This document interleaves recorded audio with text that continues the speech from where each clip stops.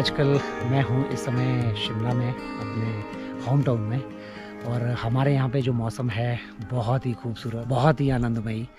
और यहाँ पे आप देख रहे होंगे पीछे सेब में जो है फ्लोरिंग हो रखी है, और साथ में ही आपने देखा जो चेरी के बगीचे हैं वो भी फूलों से लबालब है, और एटमॉस्फेयर में एक अलग सी खुशबू है।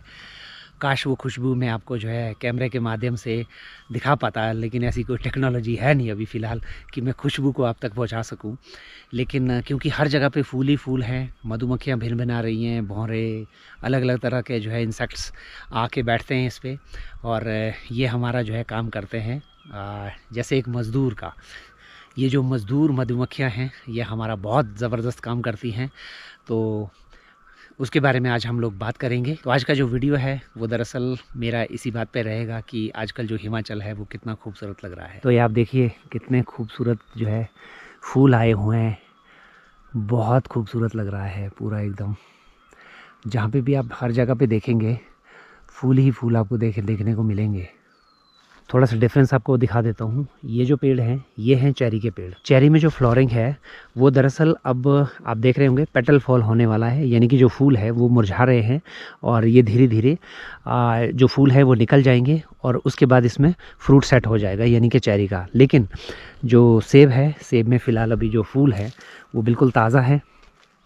आप देखेंगे इसमें अभी कम से कम आप मान के चलिए 5 से 6 दिन का समय और लगेगा। 5 से 6 दिन में ये सारे जो फूल हैं ये फल में परिवर्तित हो जाएंगे।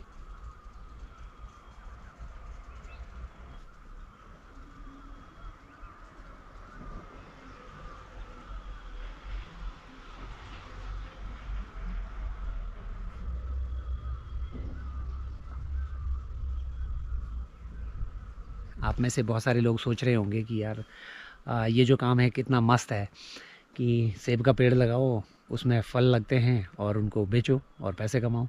लेकिन जनाब आपको बता दूं कि जितनी मेहनत इन सेब के पेड़ों में हिमाचल के बागवान करते हैं, मैं आपको सच बात बताता हूं कि मुझे नहीं लगता कि शायद दूसरे कोई बागवान जो है किसी दूसरे फलों में इतनी मेहनत होती होगी। क्योंकि कई फल हमारे पास भी है जैसे कि चेरी में उतनी मेहनत नहीं होती है। हम लोग इनफैक्ट इसमें लगभग ना के बराबर मेहनत करते हैं, लेकिन जो सेब है इसमें बहुत ज़्यादा मेहनत है। आज का जो हमारा प्रोग्राम है वो है, अब देखिए आप देख रहे होंगे यहाँ पे फूल आए हुए हैं। अब फूलों को सेट होने में यानी कि एक फल बनने के लिए आप जानते हैं पॉलिनेशन की एक प्रक्रिया होती है। यानी कि ये जो फूल है ये है दरअसल रॉयल डिलीशियस का जो पेड़ है, ये दरअसल पेड़ है रॉयल डिलीशियस का। अब होता क्या है कि ठीक जैसे ही इनमें भी फ्रूट्स के लिए भी मेल फीमेल का जो है चक्कर रहता है, तो यानी कि हमें एक दूसरा फूल जो है इसके साथ में उसकी मेटिंग होती है, यानी कि पॉलिनेशन होता है। तो वो अलग अलग तरह की कुछ अलग वेराइटीज़ होती हैं, जिसमें कि रेड गोल्डन ग्रैनी स्मिथ, इस तरह की कुछ वेराइटीज़ हैं। अब होगा क्या कि जो परागकण हैं वो वहाँ से निकाल के मधुमक्खियाँ अगर इस पर चिपका देती हैं तो पॉलिनेशन की जो प्रक्रिया है वो पूरी हो जाएगी। अब इसके लिए क्या करना होगा, हमें अगर या तो ग्राफ्टिंग करना होगा। ये पेड़ है मान लीजिए रॉयल का, लेकिन अब इसमें दूसरे वैरायटी के कैसे लगेंगे, तो उसके लिए हम क्या करते हैं, एक पेड़ की टहनी में एक दूसरी वैरायटी को इसमें ग्राफ्ट कर लेते हैं। यानी कि नेक्स्ट ईयर या उसके बाद जो है उसमें फूल आने और फल आने शुरू हो जाते हैं, एक ही पेड़ में 2 अलग अलग तरह के फल। लेकिन कई जगह ऐसी होती है कि हर जगह पे तो नहीं कर सकते हैं वो ग्राफ्टिंग, तो हम क्या करते हैं उसके लिए एक आर्टिफिशियल पॉलिनेशन का इंतज़ाम करते हैं। वो इंतज़ाम क्या होगा कि हम क्या करेंगे, उन टहनियों को काटेंगे और एक गमला बनाएंगे उसका, और जाके टहनियों में यानी कि रॉयल की टहनियों में लगा देंगे। अब मधुमक्खियाँ आएंगी, उस पर भी बैठेंगी, उस पर भी बैठेंगी, तो वो जाने अनजाने जो पॉलिनेशन की प्रक्रिया है वो पूरी हो जाती है। तो वो आज हम लोग काम करेंगे। हम लोग पॉली बैग लेंगे, पॉली बैग में पानी भरेंगे और वो जो स्टिक्स हैं दूसरे पेड़ से काट के उसमें जाके लगा देंगे। ये अब देखिए जी, ये हैं परागकण। अब ये वाले परागकण के साथ में अगर वो दूसरी वैरायटी के परागकण मिल जाएं तो ये पॉलिनेशन की प्रक्रिया पूरी हो जाती है। अब मैं आपको दिखाता हूँ कि हम लोग ग्राफ्टिंग कैसे करते हैं, या वो पेड़ दिखाता हूँ आपको जो दूसरी वैरायटी का। ये है रॉयल का, और यहाँ पे एक छोटा सा पेड़ है, ये है गोल्डन का। ये देखिए, अब ये देखिए आपको जो फूल हैं उनमें हल्का सा अंतर आपको दिखेगा, लेकिन ज़्यादा अंतर आपको पता नहीं चलेगा। ये अलग वैरायटी है, इसको हमने लगाया है इसीलिए कि ताकि ये इतने बड़े पेड़ को यहाँ पे पॉलिनेशन दे सके। हमने इसमें भी ग्राफ्ट कर रखे हैं, जैसे कि आपको दिखा देता हूँ। ये वाली टहनी देखिए, ये वाली जो टहनी है इसको हमने ग्राफ्ट किया हुआ यहाँ पे, ये आपको दिख रहा होगा, गांठ सी बनी हुई है। तो ये ग्राफ्टिंग हुई है इसमें, इस वाली टहनी में। तो ये है रॉयल का पेड़, लेकिन इसमें गोल्डन की ग्राफ्टिंग हुई है। और एक यहाँ पे भी है, ये वाली, अभी देखिए इसमें पिंक बड है, ये वाली, ये आप यहाँ पे देखेंगे, यहाँ पे इसको ग्राफ्ट किया हुआ है। तो ये दो अलग अलग वेराइटीज़ जो हैं एक ही पेड़ में हैं, लेकिन इसके साथ ही फिर हम जो वो आर्टिफिशियल पॉलिनेशन का जुगाड़ है वो भी करेंगे। अब ये देखिए इस तरह के गमले तैयार किए हैं। ये नीचे थैली है और इसमें हमने ये गोल्डन की एक ब्रांच जिसमें ऑलरेडी फ्लावरिंग हो रखी है, अब इसको मैं टांगूंगा यहाँ पास में जो फ्लावरिंग वाली जगह है वहाँ पे। तो ये पॉलिनेशन देगा इन सबको, मक्खियाँ आके बैठेंगी इसमें और बाकी जो रॉयल के फूल हैं इनको पॉलिनेशन मिलेगा और वो फ्रूट बन जाएंगे। अब ये मधुमक्खियाँ इस पे बैठेंगी और यहाँ से परागकण ले जाके यहाँ पे डाल देंगी और हमारा काम हो जाएगा। इस वाले पेड़ में मैंने 3 टांगे हैं, एक ये वाला है जी, और एक है वो रहा वहाँ पे नीचे, और एक इस साइड में। ये रहा, मक्खियाँ आनी शुरू हो गई हैं। हाँ, इनका भोजन तैयार है।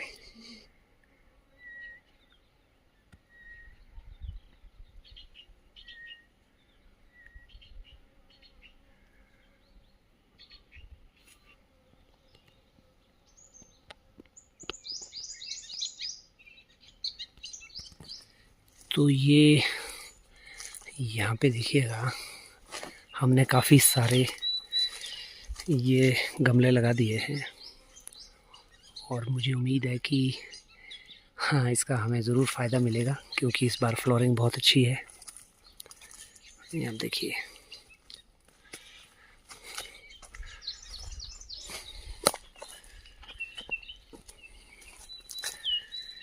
दरअसल मैंने जो है मैक्सिमम पेड़ को जो है कवर करने की कोशिश की है।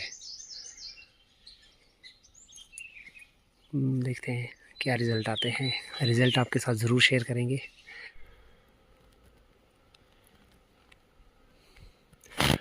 दरअसल हमारे पास जो पेड़ हैं ये काफ़ी बड़े बड़े हैं और पुराने भी हैं। ये आप कह सकते हैं मेरे बचपन के पेड़ हैं। तो अभी देखिएगा मैं किस हाइट पे हूँ, देखिए बहुत ज़्यादा हाइट पे हूँ। वो देखिए, इसके बगल में चेरी का पेड़ देखिए नीचे कितना छोटा लग रहा है।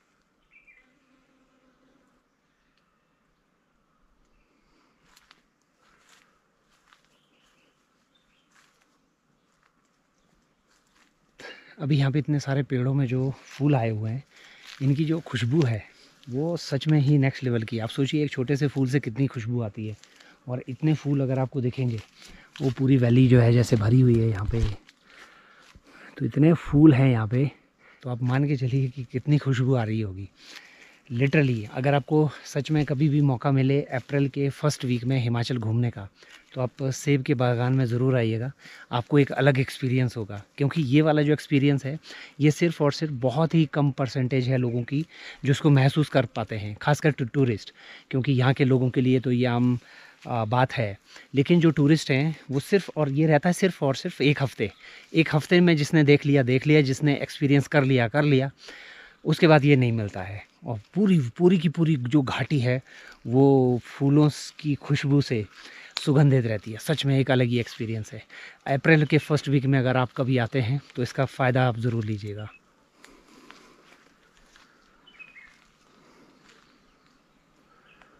जो फल आप कुछ समय बाद खाने वाले हैं, देखिए दिखाता हूँ, वो अभी देखिए इसके पीछे छोटा सा आपको दिख रहा होगा, बहुत ही छोटा सा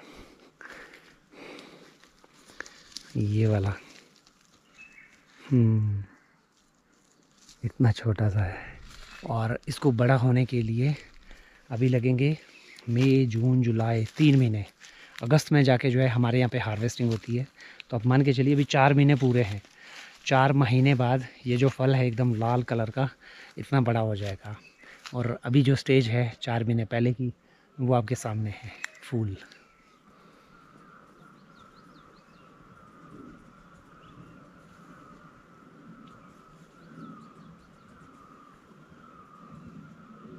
अच्छा, हमारे यहाँ पे एक और समस्या है, वो ये होती है कि जैसे जब ये सेटिंग हो जाएगी, फल आ जाएंगे, तो उसके बाद एक समस्या होती है, वो होती है आसमान से ओले आने की। अब ओले होते हैं बहुत ही ज़्यादा सख्त, तो वो क्या करते हैं, सेब के फलों को डैमेज करते हैं। तो उसके लिए हम लोगों को जुगाड़ करना पड़ता है, इनको कवर करना पड़ता है। तो ये है एंटी हेल नेट्स। ये दरअसल एक तरह की जाली है जो प्रोटेक्ट करती है। ऊपर से जब ओले गिरते हैं तो इसके ऊपर आके गिरेंगे, यानी कि नीचे जो फ्रूट होगा वो सेफ़ रहेगा। और यहाँ पे कितने ज़्यादा बगीचे हैं, कितनी ज़्यादा जालियाँ हैं, वो आइए आपको ड्रोन से दिखाते हैं।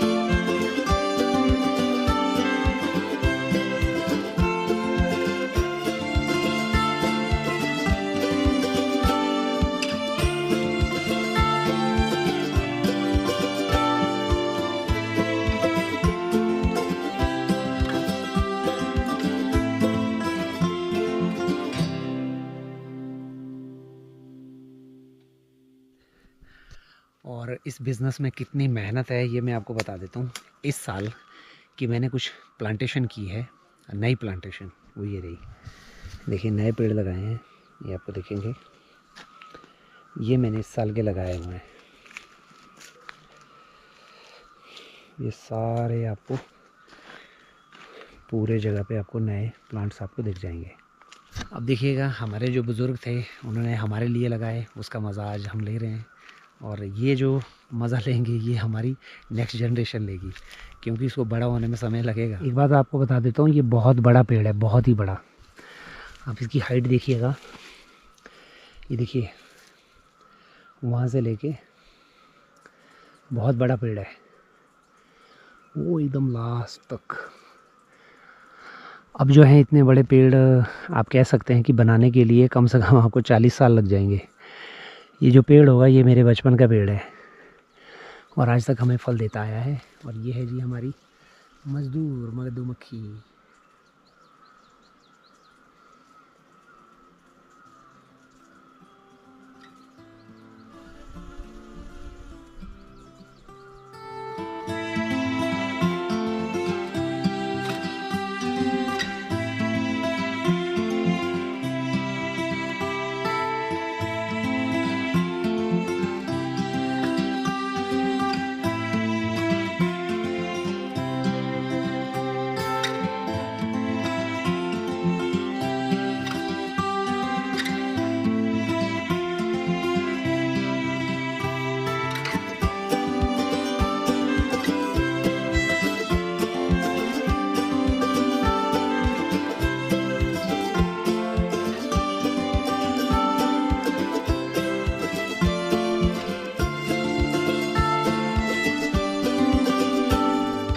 थोड़ा सा आपको सेब के बारे में जानकारी दे दूं कि आप जो मार्केट में सेब खाते हैं वो कौन सा होता है। दरअसल सेब की जो है बहुत सारी वैरायटीज़ हैं, लेकिन कौन सा सेब है जो मार्केट में मिलता है, कौन सा आप खाते हैं, उसमें से ज़्यादातर है रॉयल डिलीशियस। ये वाला जो सेब है, क्योंकि ये बहुत पहले भारत में आया था और तब से लेके ये बड़ा ही सक्सेसफुल वैरायटी रही है और बहुत ज़्यादा ये आपको मिलेगी। अब कुछ नई वैरायटीज़ हैं लेकिन वो बहुत कम है। सबसे ज़्यादा जो है इस वैरायटी का आपको सेब मिलेगा, इसका नाम है रॉयल डिलीशियस।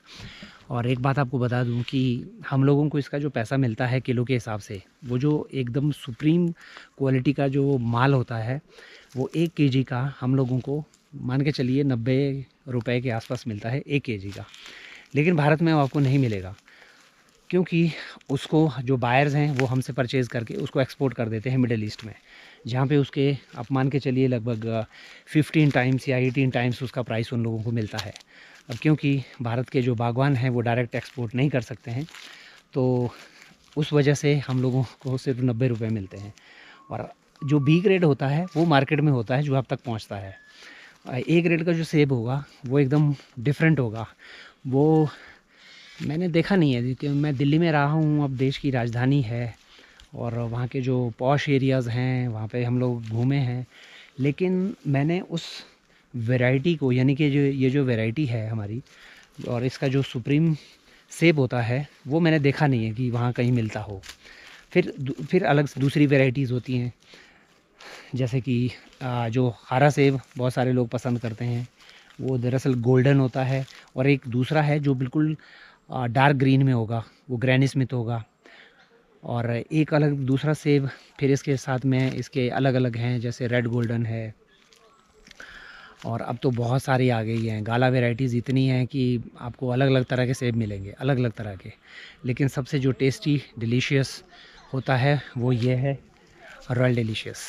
और यहाँ पे जो मक्खियों की भिन भिनाहट है, पता नहीं गोप्रो कैच कर रहा होगा या नहीं, बहुत सारी हैं, लाखों में। मतलब इनफैक्ट इतनी बड़ी वैली में तो कई खरबों में होंगी ये।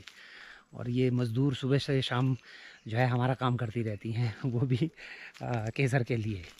और इनका जो शहद होता है आप सोचिएगा, बिल्कुल एकदम नेचुरल और इतने बढ़िया। आप सोचेंगे फूलों का जो शहद होगा वो कितना टेस्टी होगा। शहद भी मिलता है यहाँ पे।